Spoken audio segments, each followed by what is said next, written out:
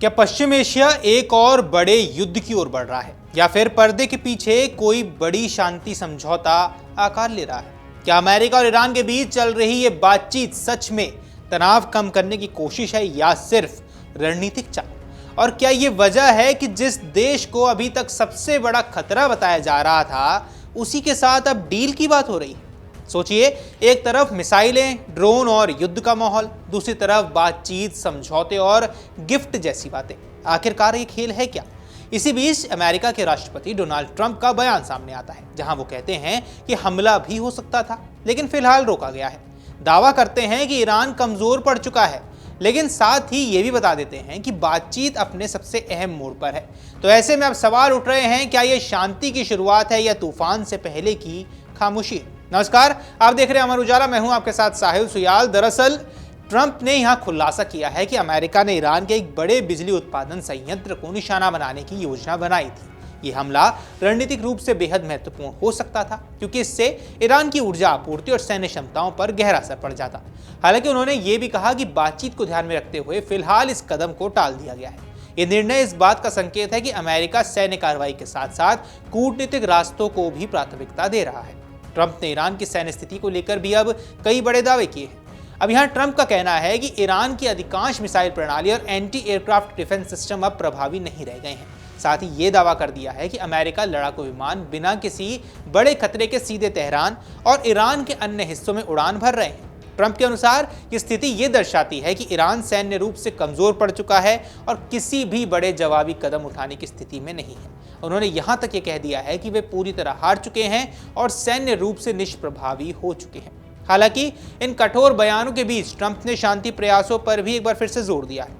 उन्होंने स्पष्ट किया कि सबसे बड़ी प्राथमिकता ये सुनिश्चित करना है कि ईरान के पास कभी भी परमाणु हथियार ना हो। उन्होंने दावा किया कि ईरान ने भी इस बात का आश्वासन दिया है कि वह परमाणु हथियार विकसित नहीं करेगा। ये मुद्दा लंबे समय से अमेरिका और ईरान के बीच तनाव का मुख्य कारण भी रहा है और किसी भी संभावित समझौते का केंद्र बिंदु भी यही बना रहा है। अब ट्रंप ने यह बताया कि ईरान में नेतृत्व परिवर्तन हुआ है, जो बातचीत के माहौल को प्रभावित कर रहा है।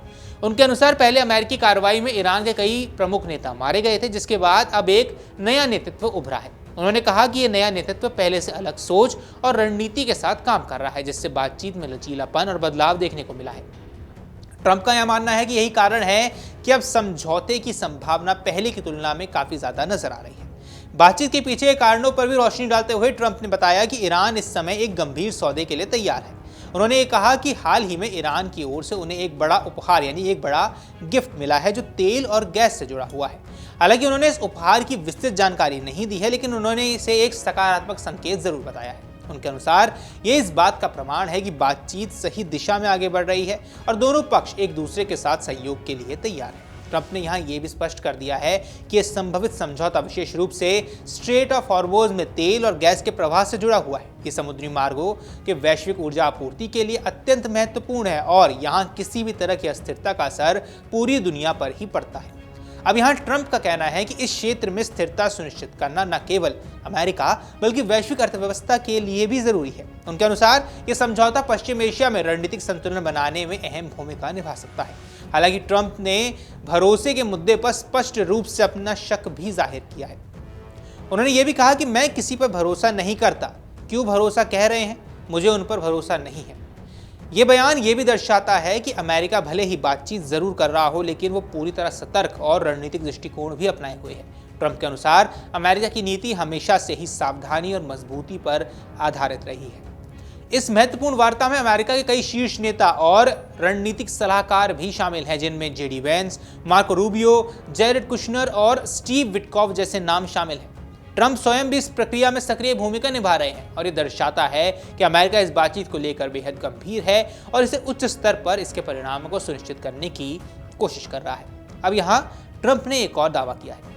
ट्रंप ने एक महत्वपूर्ण दावा करते हुए कहा कि अगर ईरान के पास परमाणु हथियार होते तो वह अब तक उनका इस्तेमाल कर चुका होता। उन्होंने ये भी कहा कि उनके पहले कार्यकाल के दौरान जब उन्होंने बराक ओबामा के नेतृत्व में हुए ईरान परमाणु समझौते को समाप्त किया था, तभी ईरान की परमाणु क्षमताओं को काफी हद तक खत्म कर दिया गया था। ट्रंप के अनुसार यही कदम आज की स्थिति को समझने में महत्वपूर्ण भूमिका भी निभाता है। कुल मिलाकर ट्रंप के बयान से यह साफ होता है कि पश्चिम एशिया में स्थिति बेहद जटिल और संवेदनशील बनी हुई है। एक ओर जहां सैन्य ताकत और दबाव की रणनीति अपनाई जा रही है, वहीं दूसरी ओर बातचीत और समझौते के जरिए शांति स्थापित करने की भी कोशिश जारी है।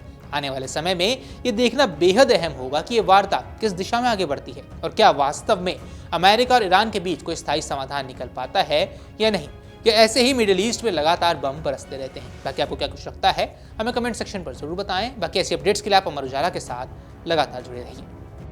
अगर आप ये वीडियो YouTube पर देख रहे हैं तो हमारे चैनल को सब्सक्राइब कर बेल आइकन दबाएं और Facebook पर देख रहे हैं तो हमारे पेज को लाइक करें।